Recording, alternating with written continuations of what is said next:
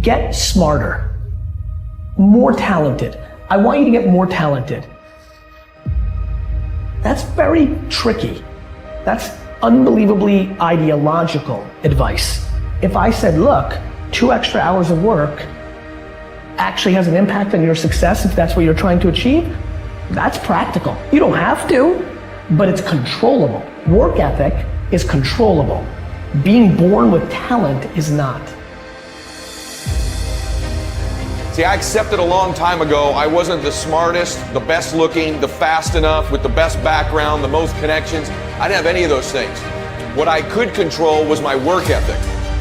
For me, it's come down to maxing out. And what maxing out means is you do one more at least than you think you're capable of.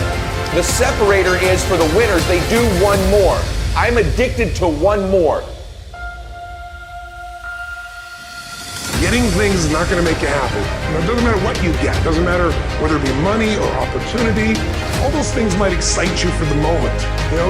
Even a relationship, as magnificent it may be, might be exciting for a while. But if you don't keep growing, that relationship isn't going to stay exciting.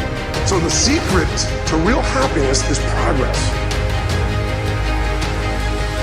I want to be somebody. I want to separate. I want to compete. And the way I do that isn't with my giftedness, because I wasn't born with a bunch of gifts, and I think gifts are crap. I think for the most part, gifted people struggle in life because things come easy to them. I like that things haven't come easy for me in my life. I like that I have natural talents in every area. And maybe you like that about you too. Maybe you've looked at yourself all your life and thought, man, I don't have that natural beauty or that natural talent, or I don't have any of those things. But what I got is I will outwork you.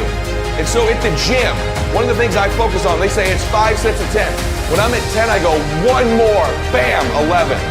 If I'm running on the treadmill and it's a 45-minute run, I never finish at 45. I always go one more minute, 46.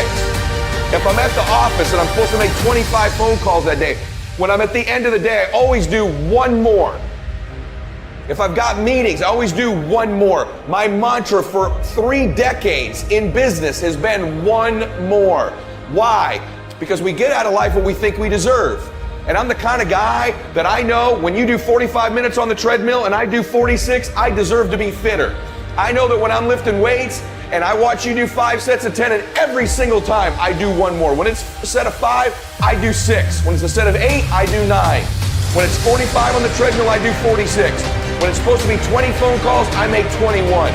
Whatever it is, I always do one more.